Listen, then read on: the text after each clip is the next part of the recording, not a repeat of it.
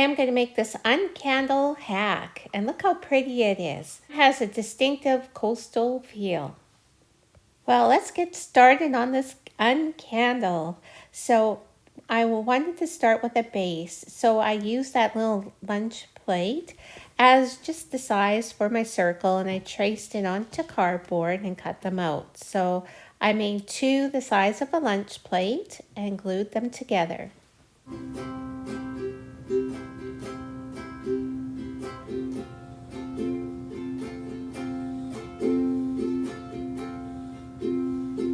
And then I made two circles about an inch smaller than the lunch plate, and I just put them in the center and glued them down.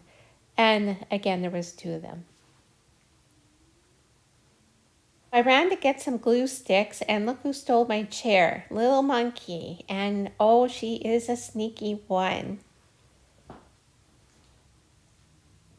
Well, with glue stick in hand, I just glued the second piece of cardboard to the top, and then let's just start now by applying rope. I ordered this rope from Amazon. And just from experience, I know it's best to start from the outside and work your way in. It helps to keep the circles uniform as you're putting it together.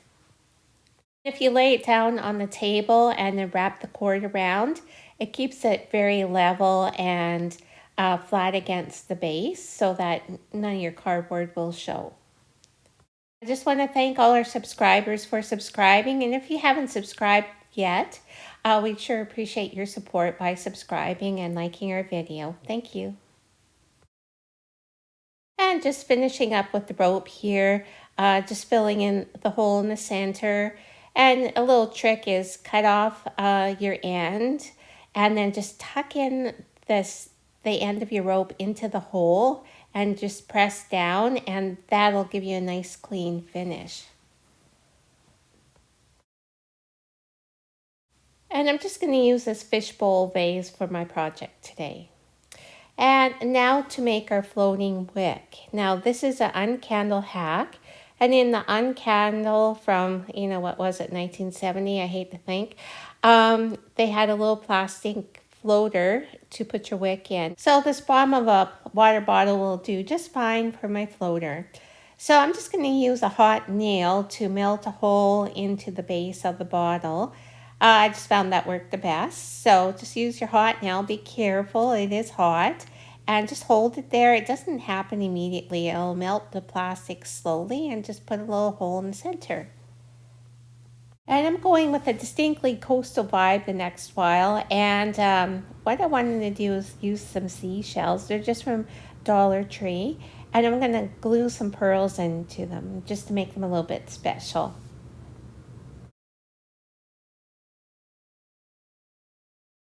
And just for some contrast, I want to put in some faux seaweed. So I'm just gluing some greenery into the bottom of the vase so it doesn't float to the top. So anything that's light, like plastic, will have to be hot glued down. And it really helps to have a couple different shades of green for contrast. And then just fit in your shells and my special little pearl shells. And you could use any little decor items you wanted in there. I just like the seashell look. I wanted to go for a coastal vibe. So I thought the seashells would work perfect in water. So that was when my first idea was to come up with the uncandles. Like, oh, that would look really cute. So here I am. I added water and then topping it up with very affordable corn oil.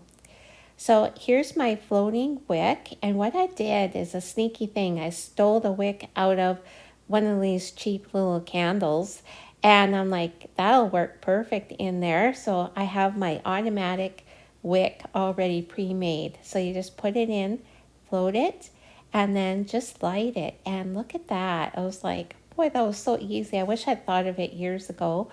It just came to mind when I was going to put seashells in the vase. I'm like, wouldn't that be neat? So now they're underwater once again.